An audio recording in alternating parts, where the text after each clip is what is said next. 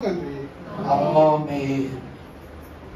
పరిశుద్ధుడగు దేవదేవుని మహామహిమాన్విత దీవెన వాక్య అంతస్తులకు చేరి వచ్చిన మనకు త్రిత్వ దేవుని యొక్క కృపా సమాధానము తోడయుండును గాక. ఆమేన్. నేటి దిన వాక్య భాగమును ధ్యానము చేసుకుందాము. పరిశుద్ధ లేఖన భాగముల నుండి మొదటి రాజుల గ్రంథము 18వ అధ్యాయము 41వ వచనమును మనం ఒకసారి చదువుకున్నట్లయితే, అప్పుడు ఏలియా పిమ్మట ఏలియా విస్తారమైన వర్షం వచ్చినట్లుగా ధ్వని పుట్టుచున్నది, నీవు పోయి భోజనం చేయమని ఆహాబుతో చెప్పగా ఆహాబు భోజనం చేయబోయను గాని ఏలియా కర్మేలు పర్వతం మీదకి పోయి నేల మీద పడి ముఖము మొఖాల మధ్య ఉంచుకోలేదు. తరువాత అతడు తన దాసుని పిలిచి నీవు పైకి పోయి సముద్రపు వైపు చూడమనగా వాడు మెరక ఎక్కి పాల చూసి ఏమీ కనబడలేదనగా అతడు ఇంకా 7 మార్లు పోయి చూడమని చెప్పాడు. 7వ మారు అతడు చూచి, ఇదిగో మనిషి చేయి ఎంత చిన్న మేఘం సముద్రం నుండి పైకి ఎక్కుచున్నదని. అప్పుడు ఏలియా, నీవు ఆహాబు దగ్గరకు పోయి నీవు వెళ్లకుండా వర్షం నిన్ను ఆపకుండానట్లు నీ రథమును సిద్ధపరచుకోవడమని పొమ్మని చెప్పుమని వారిని పంపాను. ఆమేన్. ప్రార్థన చేసుకుందాము. మహిమా స్వరూపుడైన మా ప్రియ పరలోకపు తండ్రి, సర్వకృపానిధి సర్వోన్నతుడా, నీకే స్తోత్రములు. రక్షకుడవు, సంరక్షకుడవు, ప్రాణ రక్షకుడవైన నీవు నీ ఆత్మ వరములతో మమ్మల్ని తృప్తిపరచులాగా నీ సాన్నిధ్యమునకు నడిపించిన తండ్రి, నీకే వందనములు. పరలోక ప్రభావము ఈ సమయమున మా పైన పనిచేయనట్లు ధ్యానించుకొనుచున్న వాక్యములో ప్రతి అక్షరములోనూ ఉన్న భావ సూచక ధన్యతను మీరు మాకు అనుగ్రహింపజేసి నీతి గల యెహోవా నామమును స్తుతించే ధన్యత మాకు దయచేయమని వాక్య పోషకుడు యేసు నామమున వేడుకొని ప్రార్థిస్తున్నాము తండ్రి. ఆమేన్. ప్రభు అయిన దేవదేవుని యొక్క దీవెన, ఆశీర్వాదము, కృపా భాగ్యము తండ్రి మనందరకు దయచేయను గాక. ఆమేన్. దేవుని యందు ప్రియబిడ్డలారా, పరిశుద్ధ లేఖన భాగములు మనం చూసినప్పుడు ఈ అంశ పాఠమును బట్టి మహాభక్తుడైన గనుడగు ఏలియా గారు సెలవిస్తూ ఉన్న మాట, ఏలియా ప్రార్థించగా 3.5 సంవత్సరములు వర్షము ఆగుట అనే వృత్తాంతము మనము బాగుగా తెలిసిన వారమే, దేవుని వాక్యములో తెలుసుకున్న వారమే గనుక ఈ పరలోక ఔన్నత్యమునకు సజీవ ఆరోహణమైన ఈ శ్రేష్ఠుని గూర్చి ఎంత నేర్చుకునను తక్కువే అన్నారు దైవజనులు. దైవజనులైన దేవదాసయ్య గారట బైబిల్లో 4 వ్యక్తులను గూర్చే మనం ఎక్కువ మాట్లాడుకోవాలని చెప్పారట. ఎవరు అనగా వధువు సంఘం. వధువు సంఘంతస్తులో ఉన్న ప్రతి జనుడు ఈ 4 గురించే మాట్లాడుకోవాలట.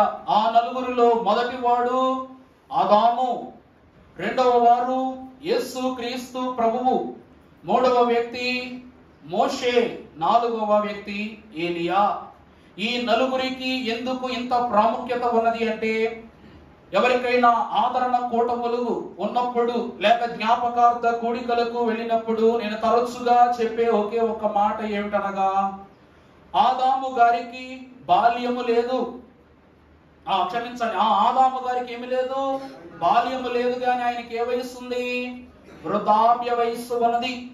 అలాగే యేసు క్రీస్తు ప్రభు వారికి బాల్య వయస్సు ఉన్నది కానీ వృద్ధాప్య వయస్సు లేదు. మరి దేవుని వాక్యములో వీరిద్దరును ఎటువంటి వారు అనగా, ఆదికి పునాది ఆదాము, అనాదికి పునాది యేసు క్రీస్తు ప్రభు అన్నారు వాక్యములో. కానీ అలాగే ధర్మశాస్త్రమునకు ఆరోహణ అంతస్తును కనపరుచుకున్న మోషే మహాభక్తుని మనము చూచినట్లయితే, మోషే పుట్టుకను గూర్చి ఎంతో గొప్ప చరిత్ర రాయబడింది గాని అతని మరణమును గూర్చి మాత్రము ఏ చరిత్ర వాక్యములో వివరింపబడలేదు. కానీ 2వ ప్రవక్తగా చెప్పబడుచున్న ఏలియాను మనము చూసినట్లయితే అతని పుట్టుకను గూర్చి వాక్యములో రాయబడలేదు. కానీ ఆయన సజీవ ఆరోహణమును గూర్చి క్లుప్తముగా వివరింపబడింది. అంటే అక్కడ ప్రభువారి కాలము మనం చూస్తే ఆదాము గారికి బాల్యము లేదు, క్రీస్తు ప్రభు వారికి వృద్ధాప్య దశ లేదు. వీరిద్దరికి వారి జీవితంలో దశలు లేవు. కానీ వీరు మనుషులుగా పుట్టినప్పటికీ ఒకరికేమో వారి మరణము జరిగిందా లేదా, ఆ దేహం ఏమైంది అనే మాట మరుగుగా ఉన్నాయి.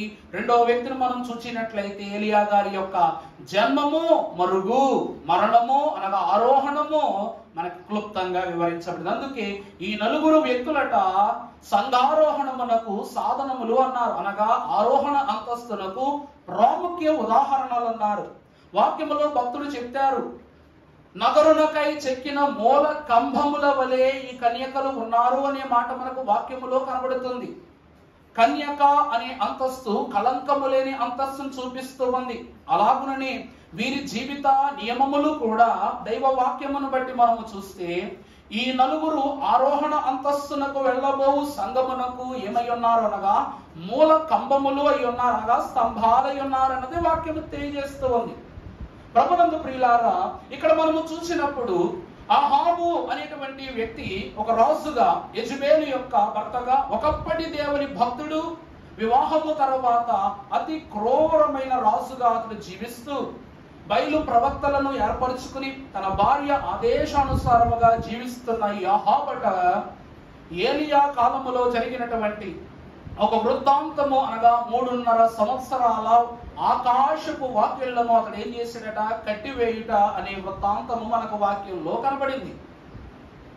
ఇలా కట్టేసినప్పుడు దీనికి కారణము ఎవరు అని తెలియగానే ఇది ఏలియా పనే అని అహాబే క్లుప్తంగా చెప్పేస్తాడు వాక్యములో. ఎందుకంటే ఎందరో ప్రవక్తలను యెజబేలు తన చేతులతో చంపేసింది. ఎందరో గొప్ప గొప్ప ప్రవక్తల్ని తన చేతులతోని యెజబేలు చంపేసింది. కారణం ఏమిటి అంటే యెజబేలు యొక్క మాట నా మాటే శాసనం అనుకునే క్యాండిడేట్ అనమాట ఆవిడ. ఈమె యొక్క ఆలోచనలు ఎలా ఉంటామంటే ఆమెను దాటి తన భర్త కూడా ఒక మారు మాట్లాడితే తనను కూడా ఆమె సహించనటువంటి తత్వమే యెజబేలుది.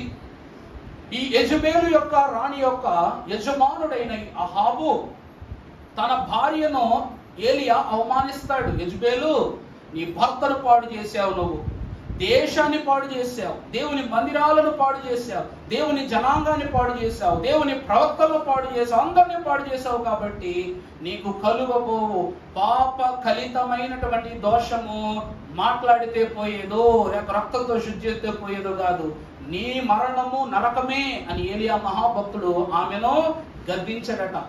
నా భార్యను ఎంత మాట అంటావా అని అప్పటి నుండి ఏలియాను గురించి ఈ అహాబు ఏం చేసేవాడు, మనుషుల్ని పెట్టి వేగుల్ని పెట్టి వెతికిస్తూనే ఉండేవాడు. మొన్నటి దినమును మనం చూసాం, సరేపాతు అన్న ఊరిలో ఏలియా మహాభక్తుడు ఒక దాసురాలు విధవరాండ్రు ఇంట్లో ఆయన ఏం చేశాడట, బస చేసి ఆమె ఇంట్లో విందు పుచ్చుకున్నట్లుగా, రొట్టె తింటున్నట్లుగా, ఆహారం తీర్చుకుంటున్నట్లుగా వాక్యంలో కనబడుతుంది. దేవుని వాక్యము యొద్దకు చేరి వచ్చిన ప్రియబిడ్డలారా, దేవుని అంతస్తును మనము గమనించినట్లయితే దేశమంతా కరువు ఉంది, కానీ ఆ విధవరాలి గృహములో ఏమి లేదట, పిండి తరగట్ల, రొట్టె తరగట్ల, కరువు పుట్టట్ల.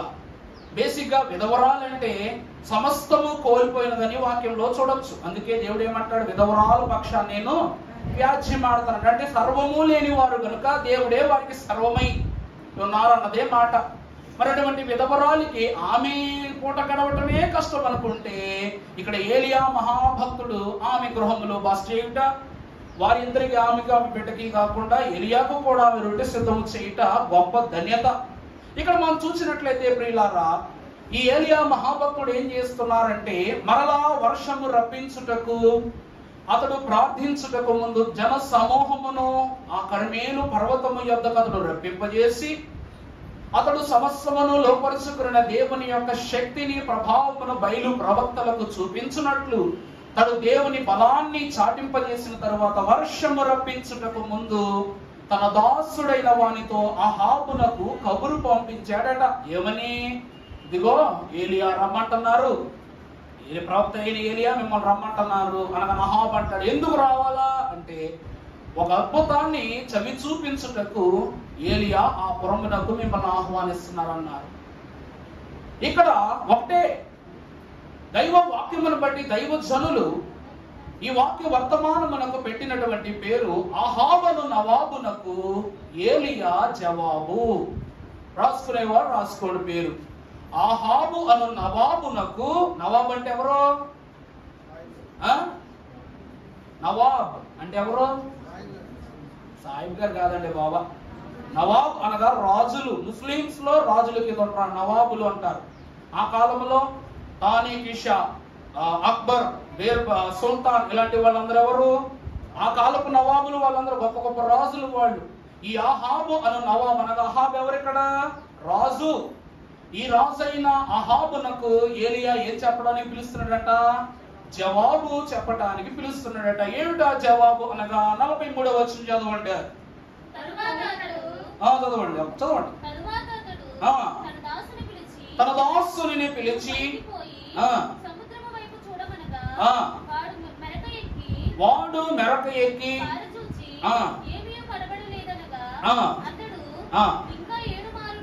ఇంకా 7 మారులు చెప్పాను. చూచి అదిగో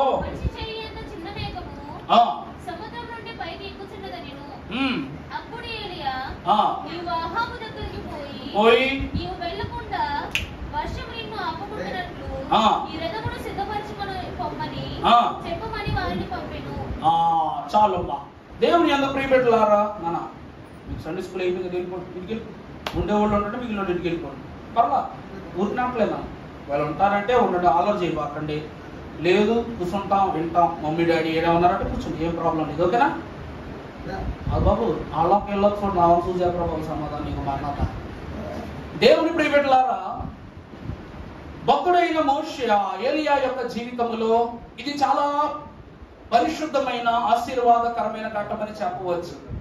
ఈ ఏలియా అను మహాభక్తుడు ఆహాబును నవాబునకు ఏలియా భక్తుడు చెప్పిన జవాబు 5 ప్రాముఖ్యమైన అంశములతో ముడిపడి ఉందట. ఎన్ని ప్రాముఖ్యమైన అంశాలు? 5 ప్రాముఖ్యమైన అంశాలతో ముడిపడి ఉంది. పరిశుద్ధ గ్రంథములో ఈ వాక్యముని మనం గమనముగా చూసినట్లయితే, మొదటిగా నీకు శాఖ మాట్లాడరా బాబు, కూర్చోరా బాబు. ఒక్క బాటిల్ ఏదో పరమానంద శిష్యుల కాలంలో కథ ఉండేది. ఒరే వెళ్ళి పట్టి తీసుకురండి రా, పరమందామ వెళ్ళారా అంటేను ఒక సూదు మొక్క తీసుకురారా అంటే పట్టి గుచ్చట్టుకొచ్చారంట. ఈ పట్టు పట్టే బెడ్లో ఏదో పట్టుకో, ఇదో పట్టుకో, నాకు వద్దురా పట్టుకో, తొందరగా రావాలా, పట్టుకోరా నాయన, మీకు ఏం కావాలో వెళ్ళి పట్టుకెళ్ళిపోండి. నాకు వాక్యం చెప్పేటప్పుడు కడుపులో దేవేత్త ఉంటుంది. పరిశుద్ధ వాక్యంలో మనము గమనించినప్పుడు ఈ ఘనుడైన ఏలియా గారట నవాబు ఆహాబునకు ఒక జవాబు చెప్పారంట. 5 అంశాలతో ఒక జవాబు చెప్పారంట. ఈ ధన్యతకు దైవజనుడు పెట్టిన ఘనమైన 5 అంశాలు ఏమిటనగా, మొదటిది గురి. రాసుకోవాలా?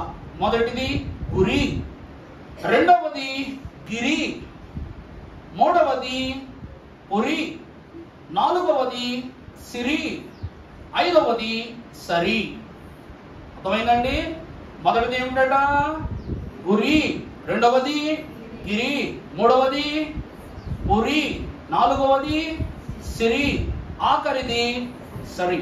ఈ 5 విషయాలను గూర్చి దేవుని యొక్క వాక్యము మనతో మాట్లాడాలని ఇది దేవదేవుడు ఏర్పరుచుకున్నారు. మొదటిగా చూసినట్లయితే పరిశుద్ధ గ్రంథములో ఇప్పుడు చదువు వంశపాఠం చదువుతండి. 18:43.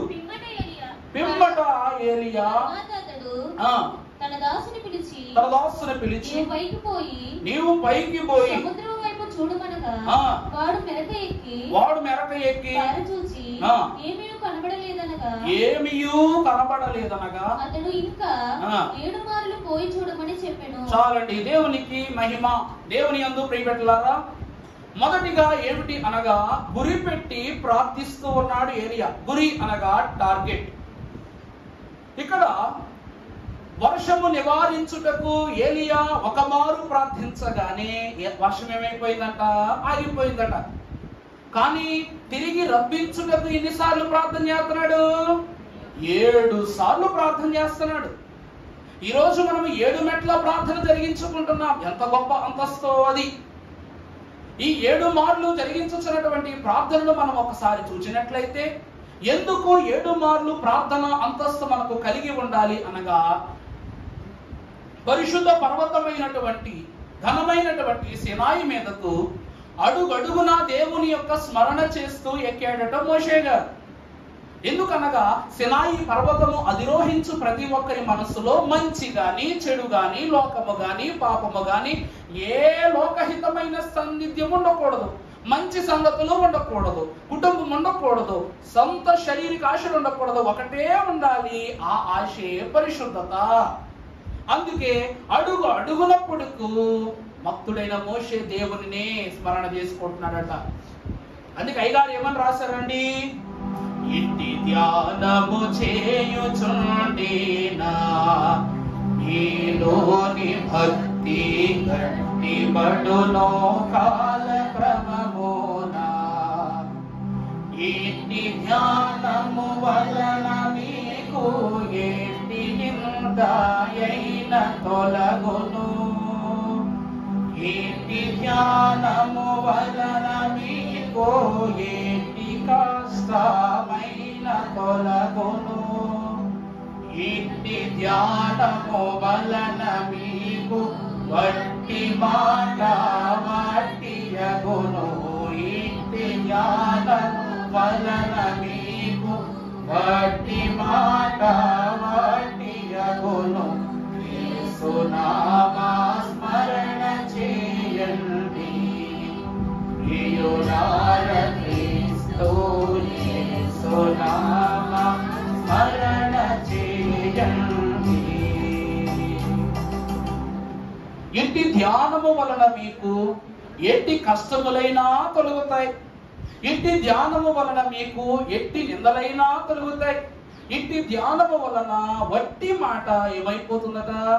వట్టి యగును. అందుకే సినాయి పర్వతం ఎక్కుతూ తనపై పడిన ఇశ్రాయేలు ప్రజలు ఎన్ని నిందలేశారో, ఓ నువ్వు నీ దేవుడు, నువ్వు నీ దేవుడు, నువ్వు నీ దేవుడు. ఇదే కదండి వాళ్ళ నిందలు. మమ్మల్ని ఇక్కడ తీసుకొచ్చింది నువ్వు నీ దేవుడు, మమ్మల్ని హింస పెట్టడానికి తీసుకొచ్చింది నువ్వు నీ దేవుడు అని చెప్తున్నారు. నిందలన్నీ తొలగిపోయాయి. మరి ఇంతమంది ఇశ్రాయేలు ప్రజలు నడిపించటానికి అహోరాత్రులు తన యొక్క నిజం చెప్పనా మీకు? ఇశ్రాయేలీలకు మాత్రమే శరీరం మీద వస్త్రము నలగలేదు, కాలి కింద పాదము అరగలేదు. కానీ మోషే ఎముకలన్నీ తునాతునకలైపోయాయట. ఎందుకో చెప్పనండి? ఈ లోకములో ఎంతటి వారైనా సరే దేవుని విశ్వాసులమైన మనకు ఎప్పుడు దేవుడు శ్రమ కలగనివ్వడు. కానీ ఆ శ్రమ అనుభవింప చేయుటకు తను ఏర్పరచుకున్న వారికి అంత శ్రమో. దైవజనులు ఒక మర్మాన్ని చెప్పారు. మోషే దేహాన్ని దేవుడు దాయటానికి గల కారణం ఏమిటంటే, ఇశ్రాయేలీలను నడిపించిన ఈ మోషే సినాయి పర్వతం ఎక్కుతున్నప్పుడు సినాయి పర్వతములో ఉన్న మహిమంతా తను లాగేసుకున్నాడంట. అవుతుందా అండి నేను చెప్తుంది? సినాయి పర్వతములో యేసు నామస్మరణగా దేవుని యొక్క నామస్మరణ చేస్తూ అతను ఏమైపోతాడంట? పాడండి, మళ్ళా పాడండి. అందులో ఇంటి ధ్యానము చేయుచుండినా మీలోని భక్తి గట్టిబడునో కాలక్రమమునా. ఇంటి జ్ఞానము వలన మీకు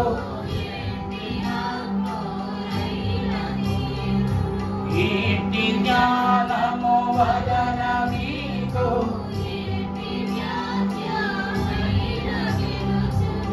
ఇంటి జ్ఞానము వలన మీకు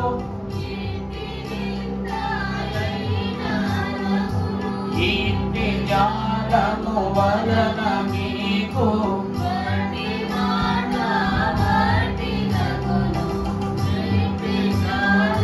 వలన మీకు వట్టి మాట.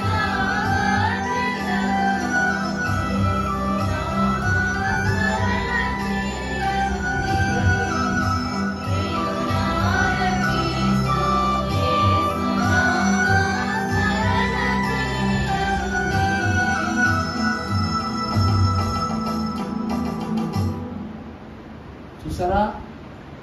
ఇట్టి నామస్మరణ వలన వట్టి మాటలు. అంటే ఇట్టి నామస్మరణ చేస్తూ తనలోని భక్తిని ఏం చేసుకుంటున్నాడు?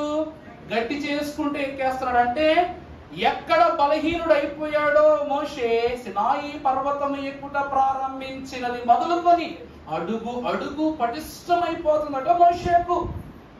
సినాయిలో ఉన్న సారం ఎంత ఉన్నదో, సినాయిలో ఉన్నంత స్థితి ఎంత ఉన్నదో, సినాయి పర్వతం ఎంత పటిష్టత ఉన్నదో అదంతా ఎవరికి వెళ్ళిపోతుంది? ఇప్పుడు మోషేలోకి వెళ్ళిపోతుంది. దేవుని ప్రియమిత్రులారా, అందుకే దేవుని వాక్యాన్ని బట్టి చూస్తే ప్రార్థన అనే అంతస్తు బలాన్ని పెంచుతుందో తగ్గిస్తుందా? యేసునామ స్మరణ అనగా ప్రార్థన కాదా? ఈరోజు పరలోక ప్రార్థన ఎంతమంది గుండ్లు మీద చేసుకుని చెప్పండి, నేను అడుగుతున్నాను కాదు. కానీ మనము ముగింపు చేసుకున్నప్పుడు పరలోక ప్రార్థన చెప్తుంటే నాతో పాటు, నాది మైక్ కాబట్టి మీ వాయిస్ సరగా డమ్మగా వినపడవు. ఎంతమంది పరలోక ప్రార్థనలో మొత్తం ప్రార్థన చెప్తున్నప్పుడు ఏకీపిస్తున్నారు? ఒకసారి చేతులు ఎత్తండి, మనస్ఫూర్తిగా ఎత్తండి. మిగిలినోళ్ళు ఏం చేస్తున్నారు? యేసునామ స్మరణ చేస్తున్నారు. ఆ సమయంలో పరలోక ప్రార్థన నేను చెప్పిందో దైవజనం చెప్పిందో కాదు, దేవుడే తన ప్రియ కుమారుని ద్వారా బోధించిన ప్రార్థన. ఈ ఏలియా మహాభక్తుడట వర్షమును అరికట్టుటకు 7 మార్లు ప్రార్థించలేదు, కానీ దాన్ని తిరిగి రప్పించుటకు తన దాసుని 7 మార్లు పర్వతము ఎత్తునకు పంపెను, సముద్రము వైపు చూడమని చెప్పాను. 7 మార్లు పట్టుదిట్టమైన ప్రార్థన చేసాడట. అందులో ఉన్న ఆ ప్రార్థనల్ని దైవజనుడు 7 మెట్ల ప్రార్థన అని బయలుపరిచారు. అర్థమైందండి? వాక్యంలో చూసినట్లయితే సామెతల గ్రంథం 3వ అధ్యాయం 5వ వచనాన్ని మనం చదువుకున్నట్లయితే, నీ స్వబుద్ధిని ఆధారము చేసుకొనక. చూసారా దేవుని వాక్యం ఏమంటుందో? నీ స్వబుద్ధిని ఆధారము చేసుకొనక నీ పూర్ణ మనస్సుతో నీ దేవుడైన యెహోవాను నమ్మకం ఉంచుట. ఆధారము చేసుకుని దేవుని మీద నమ్మకము ఉంచాలి. ఇక్కడ ఏలియా మహాభక్తుడు అదేంటది, నేను ఒకసారి ప్రార్థన చేయగానే వర్షం ఆగిపోయిందే, ఈసారి ప్రార్థన చేస్తే వచ్చేయాలే. నిజమా కాదండి? ట్యాప్ ఎట్ట కట్టాం, ఇలా ఆన్ చేయటమేగా. నువ్వు కట్టిన ట్యాప్ నువ్వు ఆన్ చేయటం కష్టమా? మరి ఏలియా కూడా తన కట్టినటువంటి పరలోకపు మేఘాలను, పరలోకపు ఆకాశపు వాకిట్లను అతడు కట్టివేయడానికి ఒకమారే ప్రార్థించాడు. కానీ దానిని మరలా తిరిగి రప్పించుటకు ఒకసారిగా ప్రార్థన చేయాలి. ప్రార్థన చేశాడట, కానీ ఆకాశం నుండి వర్షము పడలా.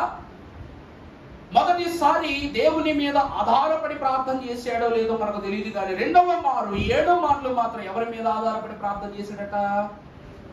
దేవుని ప్రియబిడ్డలారా, ఏ వస్తువైనా పోగొట్టడమే కష్టం, కానీ తిరిగి కట్టడం ఎంత కష్టమో. ఇప్పుడు ఒక బంగళా ఉంది, దాన్ని కోల్చాలనుకోండి. రీసెంట్ గా మొత్తం న్యూస్ ఛానల్స్ లో ఒక మంచి వైరల్ న్యూస్ అవుతుంది. తెలుసా? హైదరాబాద్ పట్టణం మీద హైడ్రా దాడి చేస్తుందన్నారు. చూసారా మీరు? న్యూస్ ఛానల్ చూడటం లేదా? ఊరు బాబు నేనే బెటర్ అయితే లెక్కలో. ఇంట్లో ఎవరో సీరియల్ వెతుక్కుపోయినారైతే న్యూస్ ఛానల్ చూడట్లా. అంటే అక్రమ కట్టడాలు ఏవైతే ఉన్నావో హైదరాబాద్ లో వాటన్నిటినీ గంటలో నోటీస్ ఇస్తున్నాడు, మరో గంటకి కూల్చేస్తున్నాడు. అయ్యా మాకు పత్రాలు ఉన్నాయండి, మేము పన్ను కడుతున్నాం, ఏం పట్టించుకోవట్లేదంట ప్రభుత్వాధికారులు. కొన్ని వందల ఇళ్ళు కూలిపోయి, గొప్పోళ్ళు లేరు, పేదోళ్ళు లేరు, ఎమ్మెల్యే లేరు, ఎంపీ లేరు, మొత్తం కూల్చి పాడేస్తున్నారు. అంటే మరలా ఆ ఇల్లు తిరిగి కట్టాలంటే ఓ పెద్ద అపార్ట్మెంట్ కింద బేరింగ్స్ తీసేసి ఒక్క తోపు దోసాడంతే. మొత్తం 15 అంతస్తుల అపార్ట్మెంట్ ఒక్క దెబ్బకు, ఒక రవ్వకు కూలిపోయింది. అదే 15 అంతస్తుల బిల్డింగ్ కట్టాలంటే ఎంతకాలం పడుతుంది? 5-6 సంవత్సరాల కాలం. దేవుని ప్రియబిడ్డలారా, ఆకాశ వాకిట్లను కట్టివేసిన భక్తుడైన ఏలియా గారట ఒకసారి ప్రార్థించగా ఆకాశం ఏమైపోయిందని వర్షాన్ని ఆగిపోయింది. కానీ ఈసారి మరలా తిరిగి దానిని ఈ లోకమునకు అందించడానికి, ఈ వర్షాన్ని మరలా తిరిగి రప్పించడానికి ఇతనిలో 7 సద్గుణములు కలిగినటువంటి అంతస్తులు కావాలి. అవే మొదటిది మనోనిదానము, అనగా మంచి గాని చెడు గాని లోకము గాని రాని అంతస్తుతో మనస్సుని నిదానపరుచుకుని దేవుని యందే తన తలంపు ఉంచి ప్రార్థించాలి. రెండవది, ఈ 3.5 సంవత్సరాలు కరువు కాలములో ఉన్నటువంటి ప్రజలను బట్టి, కొన్ని వాక్కులను బట్టి ఏలియా మహాభక్తుడు అంటాడు, నాయనా ఇదిగో ఈ కరువు ప్రాంతం వల్ల నన్ను తిప్పుతా ఉన్నావు, అటు తిప్పుతున్నావు, ఇటు తిప్పుతున్నావు ప్రభువా. ఈ కరువులో ఎవరి చేతికి చిక్కానంటే, ఒక చిక్కగా ఆ యజమేలు చేతికి చిక్కానంటే ఆమె నీ ప్రవక్తలను చంపినట్లు నన్నును చంపేస్తుంది అనేటువంటి మాటను అతడు తెలియజేశాడట. రెండవది, పాపములను బట్టి అతను ఏం చేస్తూ ఉన్నాడు, నేనేమైపోతానని. రెండవది పాప క్షమాపణ. మూడవది ఏమిటి అనగా తీర్మానము. ఏ తీర్మానముతో ఆకాశాన్ని అతను కట్టేశాడో ఆ తీర్మానముతోనే మరలా ఆకాశపు వాకిట్లు వెప్పాలి. రెండవది సమర్పణ, ప్రార్థన అంతస్తును కనపరుచుకునే సమర్పణ. ఐదవది అంశము. ఏ అంశం ఏంటి చెప్పండి? 3.5 సంవత్సరాల నుండి ఆకాశం ఏమవట్లా, వర్షం అవట్లా. ఇప్పుడు గురి పెట్టి ప్రార్థిస్తున్నాడు కాబట్టి గురి ఏంటంట, అతని అంశం ఏంటి? అంశ ప్రార్థన చేస్తారు. నాయన నాకు బలహీనత, నాకు అనారోగ్యం, నాకు పరీక్ష, నాకు ఉద్యోగం అని ఎట్లా ప్రార్థిస్తారో ఈరోజు ఏలియా గారు, బాబు నైనా వెళ్ళిపోతున్నాడు మహానుభావుడు, బాబు ఇంకా చూసుకోండి, బాబు నీకు అన్నం పెడతారా, లాభలేకపోతున్నావా? వీరి యొక్క ఆలోచన ఏమిటంట, దేవునిని బట్టి సమర్పణ. తరువాత అంశం ఏమిటనగా గురి పెట్టి దేవుని వైపు చూస్తూ ప్రార్థించటం. ఆ తరువాత ఐదవది స్తుతి. ఆరవది ఏంటండి? స్తుతి. దేవా నీవే సర్వము, సైన్యములకు అధిపతి అని యెహోవా పరిశుద్ధుడు పరిశుద్ధుడు పరిశుద్ధుడు. చూడండి, సర్వలోకము ఎవరి మహిమతో? ఆయన మహిమతోనే నిండి ఉన్నది. ఇప్పుడు వర్షాన్ని ఇవ్వాలంటే నీ మహిమ వల్లే పని జరుగుతుందని ఆఖరిగా కనిపెట్టుకోవడం, వర్షధారుల కొరకు దేవునినే కనిపెట్టుకోవడం. ఇలాగున 7 మార్లు అనగా 7 మెట్లను అనుసరించి ఎలియా గారు ప్రార్థన చేశారు. దీనిని గురి ప్రార్థన అంటారు. ఒక వచనాన్ని మీకు చూపిస్తాను. 2వ దినవృత్తాంతముల గ్రంథం 15వ అధ్యాయము 7వ వచనం చదువుకున్నట్లయితే, కాగా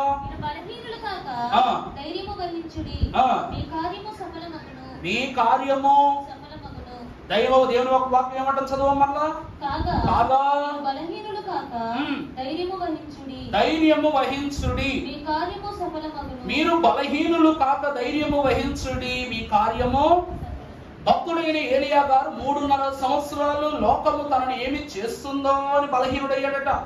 కానీ దేవ జ్ఞానము అతనికి ఏమి తెలియజేస్తూ ఉన్నది అంటే, నువ్వు బలహీనుడు కాక ధైర్యము వహించు, ప్రభువు నీ కార్యాన్ని సఫలపరుస్తారనే వాక్యం. అనగా నేను ప్రార్థించే ప్రార్థన 7 మార్లు ప్రార్థించాడు. ఒకసారి ప్రార్థించాడు, బలహీనుడైపోయాడా? 2 సార్లు ప్రార్థించాడు, బలహీనుడైపోయాడా? 3 సార్లు, 4 సార్లు, 5 సార్లు, 6 సార్లు ప్రార్థించాడు.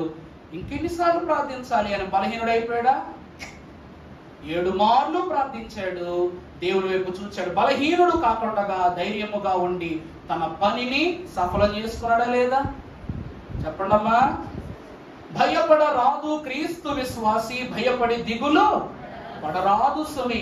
భయపడునెందుకు బైబిలు నందున నయమగు వాగ్దానములు కలవు. ఈ వాగ్దానాలన్నిటినీ అతడు ప్రభు సన్నిధిలో పెట్టి బహుగా ప్రార్థన చేశాడు 7 సార్లు. అంతే ఆకాశము తన పురిని విప్పి ఈ లోకమునికి ఏమిచ్చిందట?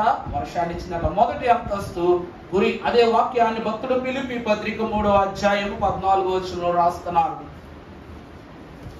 ఫిలిప్పీలకు రాసిన పత్రిక 3వ అధ్యాయం 17, 14 వచనం. క్రీస్తు యేసునందు దేవుని ఉన్నతమైన పిలుపునకు కలుగు బహుమానము పొందవలెనని గురి యొద్దకే. దేవుని ప్రియబిడ్డలారా, అనగా మోషే ఏలియా మహాభక్తునికి దేవదేవుడు ఒక పనప్ప చెప్పారు. 3.5 సంవత్సరాలు పూర్తవగానే ఏలియా తనంతట తానే కర్మేలు పర్వతము యొద్దకు వెళ్ళి ఆకాశము వైపు చూచి వర్షము కొరకు ప్రార్థించడం అనేది ఏలియా యొక్క ఉద్దేశము కాదు. తన స్వబుద్ధిని ఆధారము చేసుకోకుండా ముందుకెళ్తున్నాడు. అంటే క్రీస్తు యేసు ప్రభు వారు చూపించినటువంటి పనిని బట్టి అతడు ఆకాశ వాకిండ్లను విప్పుటకు తన గురి యొద్దకు తాను ఏం చేసినట్ట? పరిగెత్తుకుని వెళ్ళాడట. అందుకే దైవజనులు అన్నారు, మనము గురి పెట్టి ప్రార్థిస్తేనే పరమపురి యొద్దకు మనలను తండ్రి తీసుకుని వెళతారట. మొదటి అంతస్తు గురి పెట్టి ప్రార్థించుట. మరి ఈ గురి పెట్టి ప్రార్థించడానికి ఇతను ఎక్కిన 2వ అంతస్తు ఏమిటట? గిరి. వాక్యంలో చూసినట్లయితే పరిశుద్ధ గ్రంథములో కీర్తనల గ్రంథము 121వ అధ్యాయం ప్రారంభమును చదువుకుందాం.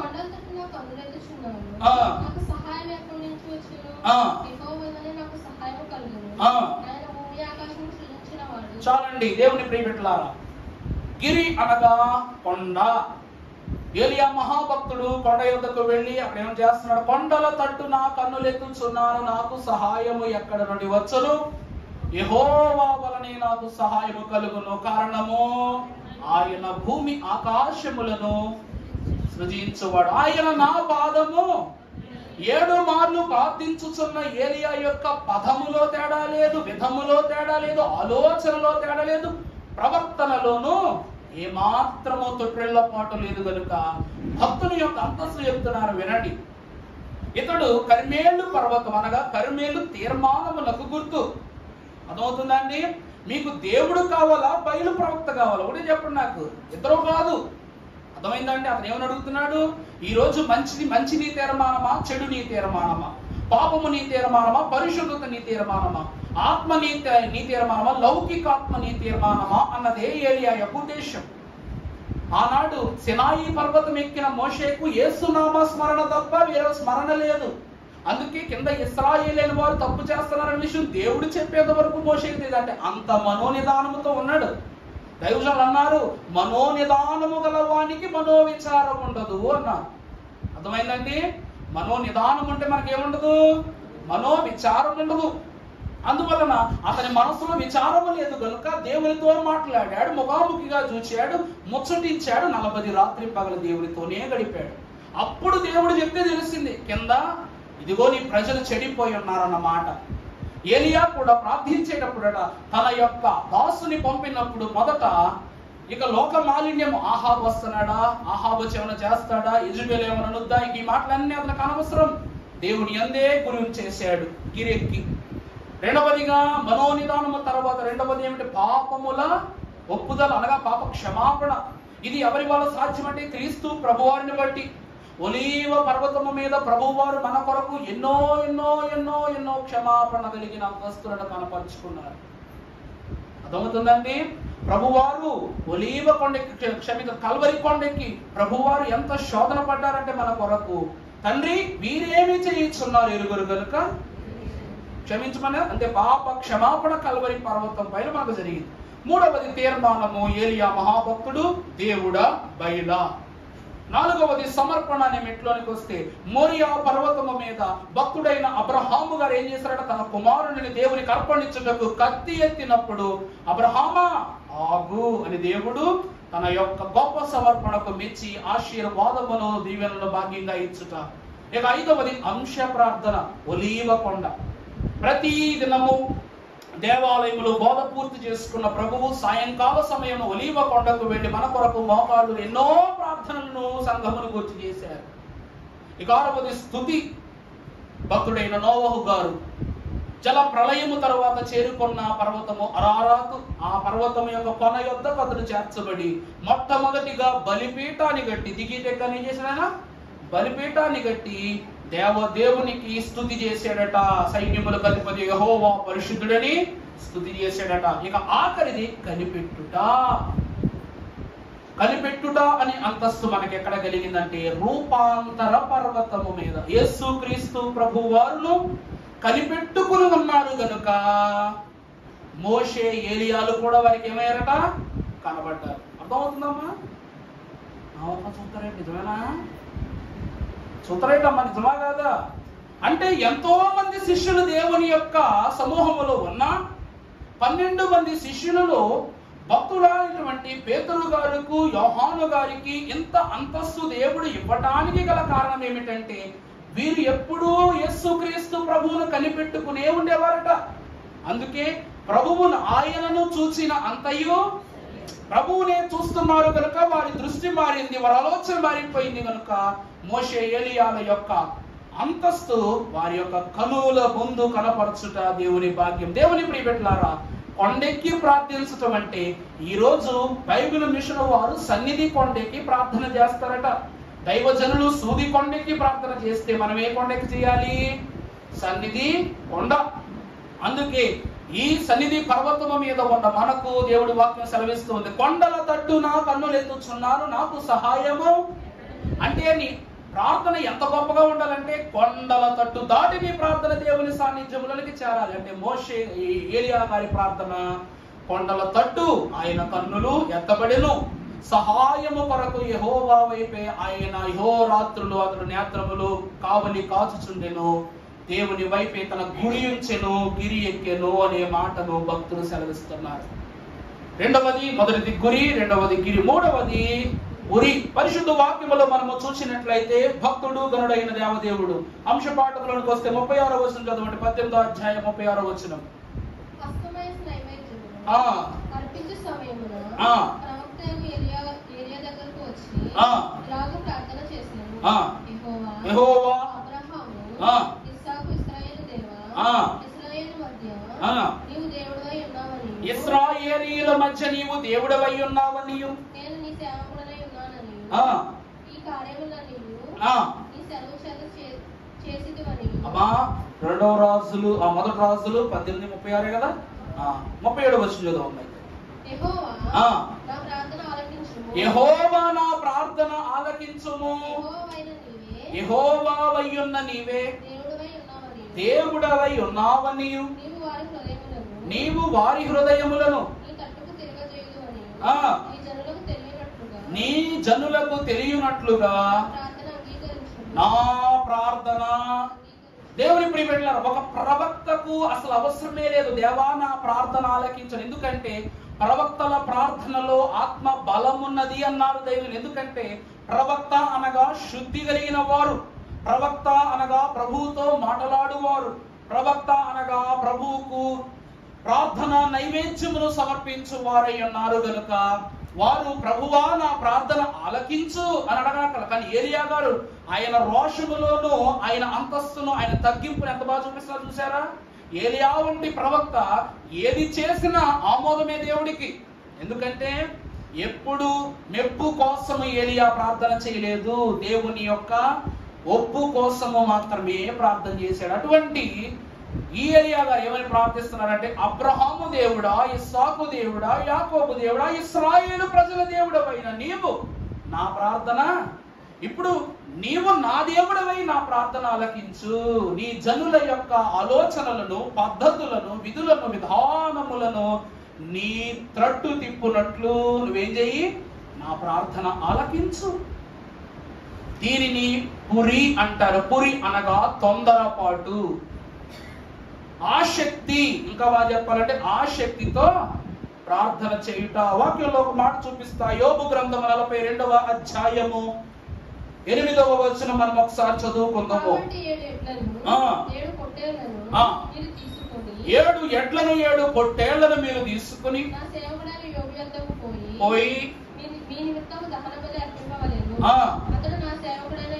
చూడండి, అతడు నా సేవకుడైన యోబు మీ నిమిత్తము ప్రార్థన చేయుడు, మీ అవివేకములను బట్టి. చూసారా ఇప్పుడు దేవుడు అంటున్నారు. ఎందుకంటే యోబుని విడిచిపెట్టి, యోబు నీవు వేరు ఇక మేము వేరు, నీకు మాకు సంబంధం లేదు, నువ్వు ఎట్టపోతావు పో అని తిట్టేసి వెళ్ళిపోయారు ఇల్లు.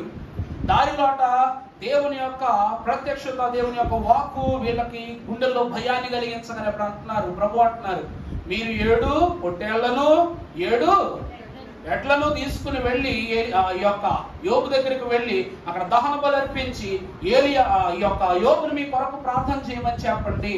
అతడు ప్రార్థన చేస్తేనే, మనస్ఫూర్తిగా ప్రార్థన చేస్తేనే నేను మిమ్మల్ని ఏం చేస్తాను, విడిచిపెడతానని ప్రభు అంటారు. అంటే ఇక్కడ ఎడ్లు గొప్పవా, అంటే తెచ్చిన అర్పణ గొప్పదా, యోబు గొప్పవాడా, లేక ప్రార్థన గొప్పదా? మీరు చెప్పాలి ఈ మాట. తీసుకొచ్చిన సమర్పణ గొప్పదా, చేసిన వ్యక్తి గొప్పవాడా, లేక చేసిన ప్రార్థన గొప్పదా? దేవుని ఎందుకు ప్రియబిడ్డలారా, ఆ మాట మరలా చూడండి, మీరు చదువమ్మా. 7 ఎడ్లను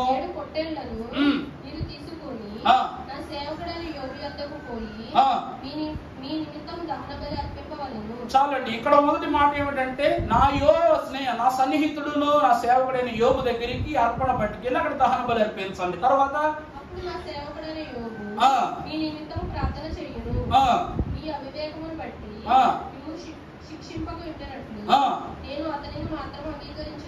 అతనిని మాత్రము అంటే మీకు శిక్ష రాకున్నట్లు. ఒకవేళ ఈ సమర్పణ అతడు అందుకుని మనఃపూర్వకముగా మీ గూర్చెతడు నా ఎదుట కనిపెట్టుకుని ఎడల మిమ్మల్ని ఏం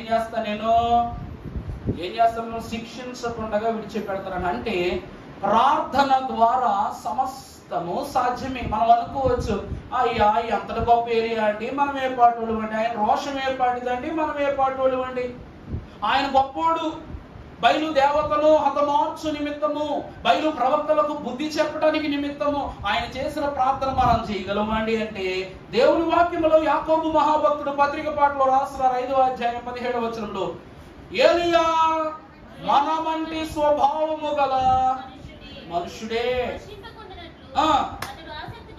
చూడండి అక్కడ ఏమో రాస్తుంది, వర్షింపకుండునట్లు. అప్పుడు ఎలా ప్రార్థన చేసినట్ట? ఆసక్తితో ప్రార్థన చేయగా.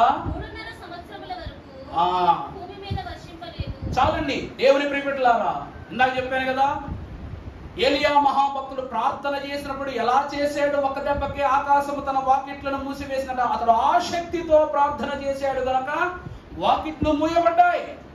మరలా తిరిగి తెరవబడినప్పుడు, ఈ రోజు అంటే ఒక మాట చెప్పనా, డిబ్బి ఉందా మన దగ్గర? ఒకసారి ఇలా పెట్టండి, అందరూ నా దగ్గర ఎంత డిబ్బి ఉందో చేతులలో పెట్టండి. దేవుడు పరలోకం ఎంత డిబ్బి ఇస్తాడు మీకు. వద్దంటే వద్దన్న చేతులు అత్తక్కర్లా. ఈ డిబ్బిలో మీరు రోజుకు ₹1 వేసుకున్నారు, ఆ రూపాయి ₹2 అయింది, ₹5 అయింది, ₹20 అయింది, అలా ₹100 అయింది. డిబ్బి నిండిపోయింది. డిబ్బి నిండడానికి మీకు పట్టిన కాలము సంవత్సరం అనుకుందాం. ఈ డిబ్బి నిండుగా ఉన్నప్పుడు ఆనందంగా ఉంటుందా, దాన్ని పగలగొట్టినప్పుడు ఆనందంగా ఉంటుందా? సరే అయితే 2 డిబ్బులు నాకు ఇచ్చేయండి. ఇప్పుడు డిబ్బి నింపుకున్న తర్వాత ఆనందంగా ఉంటుందా మీకు? ఆ డిబ్బిని పగలగొట్టేటప్పుడు ఆనందంగా ఉంటుందా అంటున్నా నేను. పగలగొట్టేటప్పుడే ఆనందంగా ఉంటుంది. డిబ్బి నింపినంతసేపు అనగా ఆకాశపు వాకిట్లను కట్టడానికి అనగా పగలగొట్టడం ఆపేయడానికి ఇతను ఆసక్తిగా చేశారంటే, మనం డిబ్బి ఎలా పాల్పడతాం? ఎన్ని డబ్బులు ఉన్నాయి చూడాలా, ఎన్ని కాసులు ఉన్నాయి చూడాలా, నా బ్యాంక్ ఎంతో చూసుకోవాలండి, పిగ్గీ బ్యాంక్ తక్కువ బలపడతా వదిలేస్తాం అనమాట. ఎంత ఆనందం అది. కానీ రూపాయి అందులో దాచేటప్పుడు నీ మనస్సులో అనమాట, ఈ రోజు ఎంత వేసాను అంత వేసానా, అప్పుడు ఎంత వేసానని లెక్క ప్రకారం అనగా దేవుని ఎదుట 7 మార్లు ప్రార్థించిన ప్రతి అంశమును జత చేరుస్తూ ప్రార్థన చేశాడంట. పురి అనగా ఆసక్తి. అర్థమైందండి? వర్షము కొరకు ఆసక్తిగా ప్రార్థన చేశాడు. దేవుని ప్రియబిడ్డలారా, 3వ అంతస్తు పురిపెట్టి ప్రార్థించుట అనగా ఆసక్తితో ప్రార్థించుట. పురిపెట్టి ప్రార్థించిన తరువాత ఆకాశము తన వర్షమునిచ్చిందట. అనగా ఆకాశము తన వాకిట్లు విప్పగానే ఎడారి వంటి దేశం ఏమైపోయింది? పచ్చటి తోరణముగా మారిపోయింది. వెంటనే వీరికి ఏం కలిగి చెప్పండి?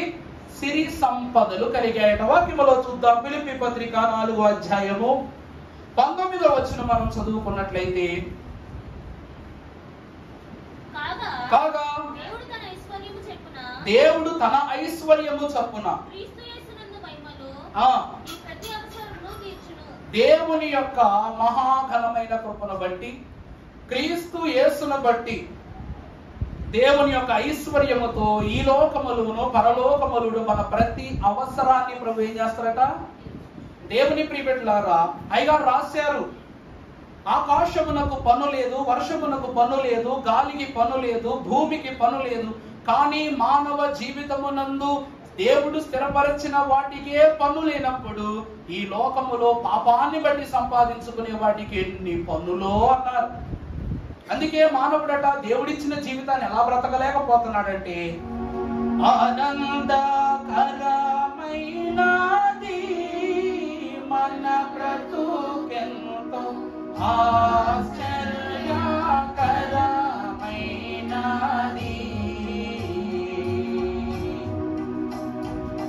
జ్ఞాని నేత్రములకు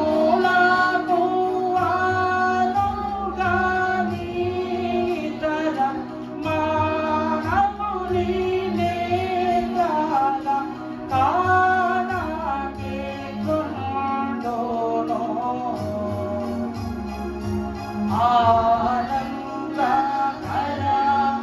ఆనందకరమైనది మన బ్రతుకెంతో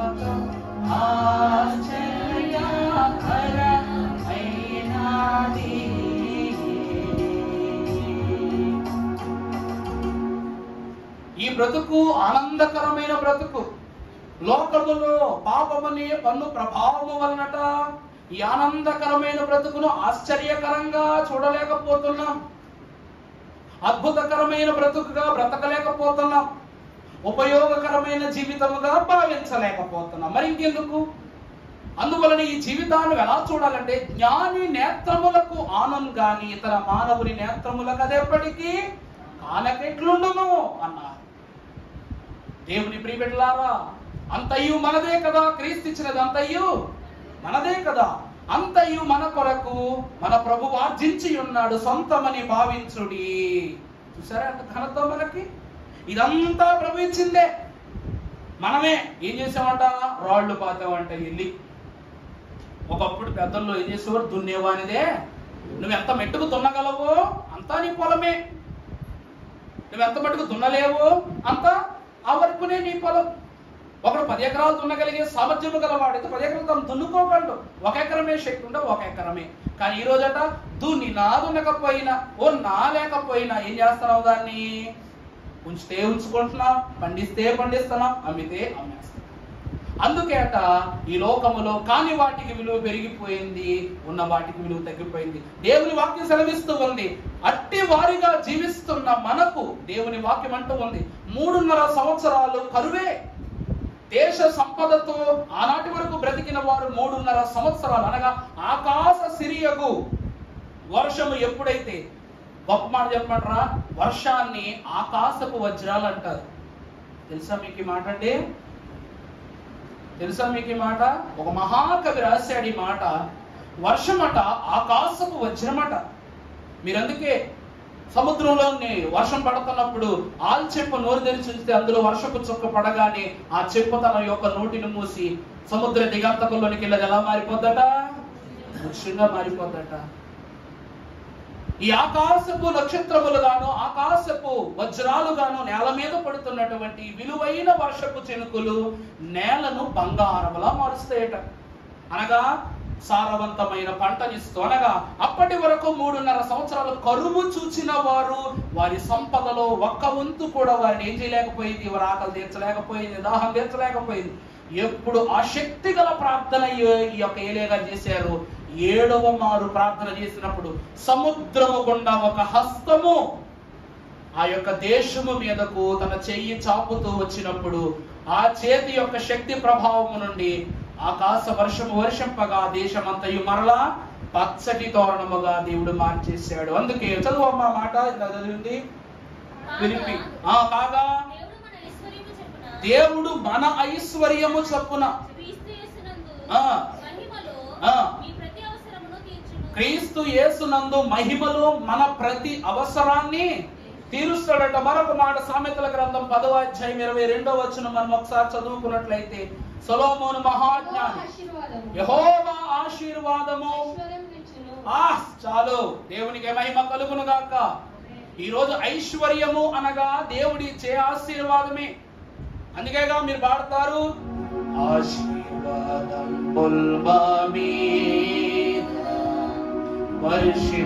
వర్షింపజేయుమీశా, ఆశతో వచ్చియున్నాము నీ దివ్య వాగ్దానముల్ ఇమో మహిమేన కుమ్మరించుము దేవా, కుమ్మర ప్రేమ వర్షము కుమ్మరించుము దేవా. ఏమిటట? ఆశీర్వాదములు మా మీద వర్షింపజేయుమిసా, ఆశతో వచ్చి ఉన్నాము నీ దివ్య వాగ్దానములు. చూసారా? అనగా ఈ రోజు మనము ఏ సిరితో పోషించబడుతున్నామంటే దేవుడిచ్చిన మహదైశ్వర్యమును బట్టి, క్రీస్తు యేసుని బట్టి ఈ మహిమలో ప్రతి అవసరాన్ని ప్రభు తీరుస్తున్నాడు. ఈ రోజు జరగని ఎన్నో పనులను ప్రభు జరిగించబోవు సంగతులను ఆసక్తిగా చూస్తున్న కుటుంబముల కొరకు ప్రభువు దాచి ఉంచవలసిన ఘనతను ప్రభు దాచి ఉంచారు. ఈ విషయంలో ఏమైనా సందేహం ఉందా? మనం 100 అనుకుంటాం, 10 నెరవేరుతాయి అనుకుంటాం, ఆ 10 మన ఆలోచన చొప్పున ఒకరి దగ్గరికి వచ్చే బుద్ధి. కానీ దేవుని మీద ఆశ కలిగి ఉంటే ఆయన ఆశీర్వాదము ద్వారా ఒక దినము గడుపుట 1000 దినముల శ్రేష్టం. అంటే ఒక మారు ఆశ పెట్టుకునుట ద్వారా 1000 మారుల దీవెనను ప్రభువు మనకు అనుగ్రహిస్తారు. ఆమె అనుకోండి ఒకసారి కూడా నేను చెప్పాలి అందరికి మన్నాక అర్థమవుతుందా అండి? ఒక దినము గడుపుట 1000 దినముల శ్రేష్టత్వం మనకు సాదృశ్యం. అనగా దేవుని మీద ఆసక్తితో ప్రార్థించటను బట్టి 3.5 సంవత్సరముల కరువు ఏమైపోయిందట? ఒక్క గడియ నివారణలోని సమస్త దేశం ఏమైపోయింది? పచ్చటి తోరణముగా దేవుడు మార్చేశాడట. అప్పుడు ఆహాబు అను ఆ నవాబులకు దేవుని యొద్ద నుండి ఇవ్వబడిన జవాబు ఎలియా చెప్పాడనమాట. దేవుని శక్తిది గ్రహించు, దేవుని శక్తిని నువ్వు గ్రహించు. బయలు ప్రవక్తలను ఓడించిన తన యొక్క హృదయం కలగల. కానీ ఎప్పుడైతే ఆకాశాన్ని కట్టి ఎవ్వరూ దీనిని సాధించలేరు, దేవుడు ఒక్కడే అని తెలియజెప్పిన పిదప మన స్వభావము గల మనుష్యుడైన ఏలియా చేసిన ప్రార్థన, ఆ శక్తి గల ప్రార్థన, పరమ పురికి గురి పెట్టాడు, గిరి ఎక్కాడు, పురిగా అనగా ఆసక్తిగా ప్రార్థన చేశాడు. ఆ దేశాన్ని మరలా కరువు నుండి సిరి సంపదల దేశముగా మార్చేశాడట. ఈ సిరి వల్ల ఆ దేశం వల్ల ఏమైపోయింది? సరైపోయింది. మొత్తం అంతా ఏమైపోయిందండి? ఆఖరిగా చూద్దాం. ఇర్మియా గ్రంథం 33వ అధ్యాయము 6వ వచనం. ఇర్మియా గ్రంథము, నేను దానికి ఆరోగ్యమును, నేను ఆ దేశమునకు ఆరోగ్యమును స్వస్థతను మరలా రప్పించుదును,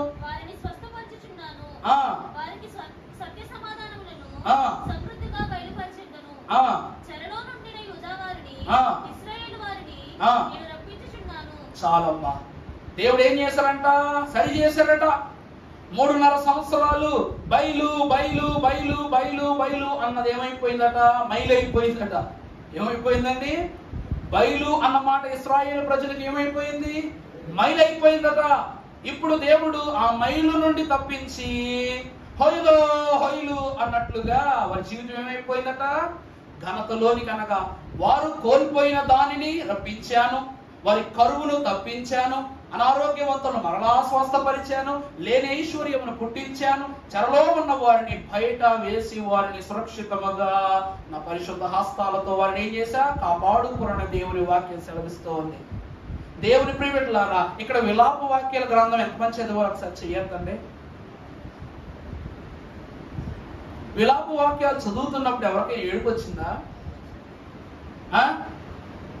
విలాప వాక్యాలు చదివినప్పుడంట మన జీవితంలో ఒకటి కాకపోతే 2 సార్లు అయినా మన కంట నీరు చూడక మనం. ఎందుకంటే ఇర్మియా భక్తుడంట పుస్తకంలో ఉన్న 6 అధ్యాయాలు ఏడుస్తూనే రాశాడటండి బాబు. అంటే ఇశ్రాయేలీయుల యొక్క దోషము ఇర్మియా కాలమునకు వచ్చేసరికి ఏమైపోయిందట? ఒక ఘోరమైన అపరాధముగా, అంటే క్రీస్తు కూడా సహించనంత అపరాధంగా మారిపోయింది. అందుకే ఇశ్రాయేలీయులైనటువంటి వారిని దేవుడు ఏం చేశాడు అంటే ఘోరమైన పాపపు బబులోను చెరకు అప్పగించేశాడు. ఇర్మియా గ్రంథములో దేవాలయములో దీపస్తంభములను, ఆలయ నాశనములను కోరుకుని ఆనాటి బబులోను రాజుకు అప్పగింపజేసి వీరందరినీ బబులోను చెరలో పాడేశారు. చెర ముందు ఉన్న ప్రవక్తలు, చెర తరువాతి ప్రవక్తలు ఆ చెరలోనే దేవుని తెలుసుకున్న వారు ఉన్నారు, తెలుసుకోని వారు అక్కడే నశించిపోయారట. ఈ చెరలో ఉన్న మహాభక్తుడైన వారి గనుల్లో ఇర్మియా కూడా ఒక్కరు. అదంతయు తప్పింపబడిన తరువాత ఇర్మియా గారు ఏమని రాస్తున్నారు అంటే, ఇదిగో ఆ దేశమునకు నేను మరలా స్వస్థతను అలాగే సంపూర్ణతను నేను మరలా తిరిగి రప్పిస్తాను అని ప్రభు వారు వాక్కు దయచేశారట. ఏలియా కాలములో ఆ దేశమునకు కూడా దేవదేవుడు మరలా ఏం రప్పించారంట? 3.5 సంవత్సరాల తర్వాత అనారోగ్యవంతులు, కరువుతో చచ్చిపోయిన వాళ్ళు ఉన్నారు, అనారోగ్యాలు చచ్చిపోయిన వాళ్ళు ఉన్నారు. ఇలా వాళ్ళందరికీ దేవుడు క్రీస్తు పేరిట మహదైశ్వర్యం అనుగ్రహింపజేసి అంతటినీ సరిచేశారట. ప్రవచనాలు చూపిస్తాను. పరిశుద్ధ ఆమోసు గ్రంథము 9వ అధ్యాయము 14వ వచనం చదువుకుందాము. ఆమోసు గ్రంథం 9వ అధ్యాయం 14వ వచనం. మరియు శ్రమను పొందుచున్న నా జనులకు ఇశ్రాయేలీయులను నేను చెరలో నుండి రప్పింతును, పాడైన పట్టణములను మరలా కట్టుకుని. చూసారా, భక్తుడైన ఏలియా యొక్క ప్రార్థన ద్వారా మరలా పాడైన దేశాలు ఏమైపోయినాయి? కట్టబడ్డాయి. ఇశ్రాయేలు ప్రజలు మోషే కాలములో ఉన్నప్పుడు గొర్రెపిల్ల రక్తమును హిస్సోపుతో వారి యొక్క గృహ ద్వార బంధములకు వారు పూసినప్పుడట, ఆ యొక్క వారు కాపురం ఉండే స్థలము మీదట దేవుని యొక్క చెయ్యల అడ్డమందట తెగుళ్ళు పడుతున్నప్పుడు. అర్థమైందండి? దేవుని యొక్క హస్తము ఈ చేతి కింద గ్రామాలు ఉన్నాయి, ఇక్కడ దేవుని యొక్క హస్తం ఉంది. ఈ హస్త ముద్రిక చూస్తూ తెగుళ్ళన్నీ ఐగుప్తు మీదకు వెళ్ళాయి, కానీ వీరి గృహము మీద ఒక్క అగ్ని జ్వాలైనా పడలేదు, ఒక కప్పైనా, ఒక బొద్దింకైనా, ఒక చిన్న చీడ పురుగైనా సరే వారి దగ్గరకు రాలేదట. అలాగునని ఏలియా ఆసక్తితో చేసిన 7 మార్లు చేసిన ప్రార్థన బట్టి సముద్ర దిగాతముల నుండి లేచి వచ్చిన దేవుని యొక్క హస్తము ఆ దేశము మీదకు రాగానే ఆ దేశమంతా ఎలా అయిపోయింది చెప్పండి? పరిశుద్ధ పట్టణముగా మారిపోయిందట. దేవుని యందు ప్రియబిడ్డలారా, ఏలియా మహాభక్తుడు ఆరోహణమై వెళ్ళిపోవడానికి గల కారణం ఏమిటి అంటే, అతడు ఆరోహణమును కోరుకోలేదు, కానీ దేవుడే తనని ఆరోహణము చేయడానికి ఏర్పాటు చేసుకున్నాడట. గల కారణం ఏమిటి అనగా, భక్తుడైన ఏలియాకు ఒకే ఒక గొప్ప లక్షణం ఉంది. ఇప్పటికీ భక్తులైన వారు బైబిల్ విషయంలో కూడా అనుభవజ్ఞులైగా తెలియజేస్తూ ఉంటారు. ఏలియా గారికి ఉన్న గొప్ప లక్షణం ఏమిటంటే, కాని మాటను ఒప్పుకోరు, లేని మాటను చెప్పుకోరు, ఉన్న మాట నుండి తప్పుకోరు. అర్థమైందండి? కాని మాట నుండి చెప్పండి ఒప్పుకోరు, లేని మాటను చెప్పుకోరు, ఉన్న మాటలు నుండి తప్పుకోరు. అలా చూస్తున్నారేట, నిజమా కాదా? అయ్యగారు ఏమని రాశారు? కానీ లేని మాటలు మనకేం తెస్తుంది? హాని తెచ్చి పెడుతుంది గనుక. ఉన్నది ముక్కుసూటిగా మాట్లాడటం ఏలియాకు మాత్రమే తెలిసిన లక్షణం. మోషే గారైనా సరే తన ఒక జ్ఞాన సంపత్తి కలిగిన వాడనియు, తనకు దైవ జ్ఞానము మిళితముగా జన్మతః ఉందనియు అన్నీ తెలిసిన ప్రభు ఎదురేమంటాడు? నాయనా, నేను నోటి మాంద్యము గలవాడను, బలహీనుడను, శక్తిహీనుడను అని తనను గురించి తనే చాడీ చెప్పుకున్నాడు. అంటే మోషే కన్నా ఏలియా యొక్క పట్టు ఎలా ఉందట? ఎలా ఉందట? రోషముగా ఉంది. అందుకే ఏలియా ఇహమందును వెతికిన పరమందు వెతికిన ఏలియా రోషము వేరొక భక్తునికి లేదట. తర్వాత భక్తి, ఆ శక్తి, ఆ జ్ఞానం, ఆ సంపత్తి ఎవరికి ఉంది తెలుసా? ఫాదర్ ఎం దేవదాసయ్య గారికి మాత్రమే. దేవునికి మహిమ కలుగును గాక. పాపక్రియను ఒప్పుకొనని మన దైవజనుడు ఆయన ఎప్పుడు అంటూ ఉన్నారట, పాపం పాపం పాపం అందరూ దగ్గరికి వస్తా ఉంటే పరిశుద్ధుడైన దైవజనుడు అన్నారట. ఏమని? పాపివని నీకెవడు చెప్పెను, పావనుడవై యుండగను. పాపివని నీకెవడు చెప్పెను, పావనుడవై యుండగను. శాప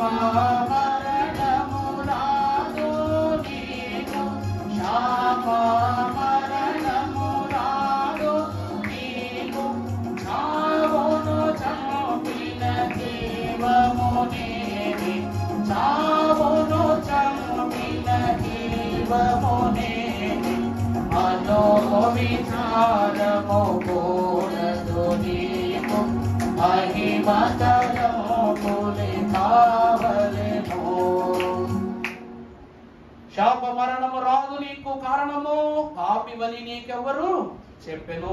3.5 సంవత్సరాల నుండి దోషిగాను, అంటే అహాబు యొక్క ఆలోచనలోను బయలు ప్రవక్తలైనటువంటి వారి యొక్క సారథ్యములోను వీరందరూ పాపులని భావిస్తూ దేవుని యొక్క శక్తిని ఆ కడపడి క్షణము తెలుసుకున్నప్పుడు కొందరు ఆ కర్మేలు పర్వతము యొద్దకు వచ్చి వారు అడుగుతున్నారంటే ఏలియాను, ఏలియా ఏలియా ఇదయ్యా మా పరిస్థితి. ఆనాడు నువ్వు తీర్మానం చేసుకోమన్నప్పుడు బయలే పిలుస్తుంది అనుకున్నామయ్యా. ఈరోజు మరలా నువ్వు ఆనాడు దేవుని శక్తి చూపించావు, ముఖము చెల్లక మేమందరం ఏమైపోయాం? చెదిరిపోయాం. మరలా ఈ దినమున దేవుడు మమ్మల్ని అంగీకరిస్తాడా? దేవుడు మమ్మల్ని మరలా నశింపని స్థితిలో రక్షిస్తాడా అని ప్రభు ఎదుటి వారు విన్నపము చేసుకోవడం ఏలియాతో వచ్చినప్పుడు అతను అంటున్నారంట, దైవజన్ను మాటే పాపివని నువ్వు నీకెవరు చెప్పిన పావనుడవై. దేవుడు తెలుసుకొనుటయే ఈ లోకములో సరి అయిన స్థితి. సరియగు స్థితి అని కంటి నీటిని నిత్యము తుడుచువాడే ప్రభు అని మీకు తెలియజేస్తాం. అందుకే ప్రియులారా, విశ్వాస జీవితంలో అహాబ్ అనేటువంటి నవాబులకు ఏలియా గారు 5 విషయాలతో జవాబు చెప్తారు. మొదటిది, గురి పెట్టి ప్రార్థించే అంతస్తు. 2, గిరి ఎక్కి ప్రార్థించే అంతస్తు. ప్రార్థన అనే ఆసక్తి కలిగిన గురి పెట్టి ప్రార్థించే అంతస్తు. 4వది, తద్వారా దేవుడు ఏమిస్తున్నారు? ఇహ సిరిని పరలోక సిరిగా మార్చివేస్తారు.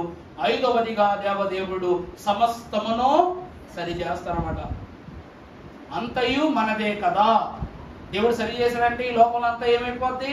అదిగో నేను క్రొత్త ఆకాశమును క్రొత్త భూమిని చూచానని అంతస్తు దేవుడు మనకు అనుగ్రహిస్తారు కనుక పరిశుద్ధుడు పరమాత్ముడు దేవదేవుడు అట్టి మహిమానుభవము కలిగిన గురితో ప్రార్థించగలిగి మహిమ మేఘము కొరకు గురిపెట్టి ప్రార్థించగలిగే ధన్యత మహిమానుభవములోనికి వచ్చిన మనందరికీ తండ్రి దయచేయునుగాక.